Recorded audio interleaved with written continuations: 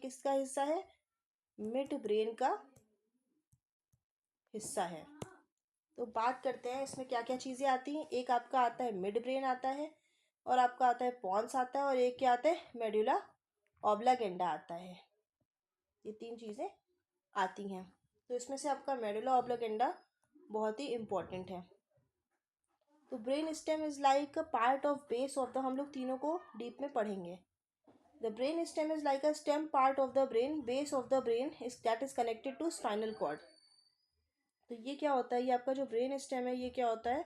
ये डायरेक्टली कहाँ कनेक्ट होता है? स्पाइनल कॉर्ड से जाके कनेक्ट हो जाता है। तो the structure is responsible for basic vital life, यानी कि breathing, heartbeat and blood pressure. तो ये जो स्ट्रक्चर है वो आपका वाइटल ऑर्गन है, यानी कि आपके किस किस चीज़ को कंट्रोल करता है? ये हार्ट रेट को कंट्रोल करता है, बीपी को कंट्रोल करता है, और किसको कंट्रोल करता है? ब्रीदिंग को कंट्रोल करता है। और ये सारी चीज़ें कौन करता है? जैसा कि बताया अभी हमने, मेडुला ऑब्लागेंडा आपका क्या है? बहुत ही इम्पॉर्टेंट ऑर्गन है। सारी कंट्रोलिंग क्या होती है? इसी में होती है। क्लियर?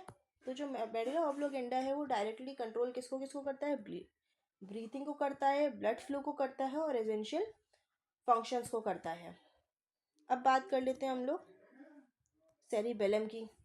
बाकी जो ऑर्गन्स हैं आपके उनको हम लोग डीप में पढ़ेंगे, लेकिन अभी ये जो है ज़रूरी था आपका सेंट्रल नर्वस सिस्टम के बारे में जानना, इसलिए आपको बता दे रहे हैं। मेडुला ऑब्लागेंडा एक बहुत ही इंपॉर्टेंट ऑर्गन है, और ये आपका जो है अगर पूछेगा कि कौन कंट्रोल करता है हमारे हार्ट रेट को, कौन कंट्रोल करता है हमारी ब्रीदिंग को, तो मेडुला ऑब्लागेंडा में अगर कोई डिफेक्ट आता है तो क्या होता है?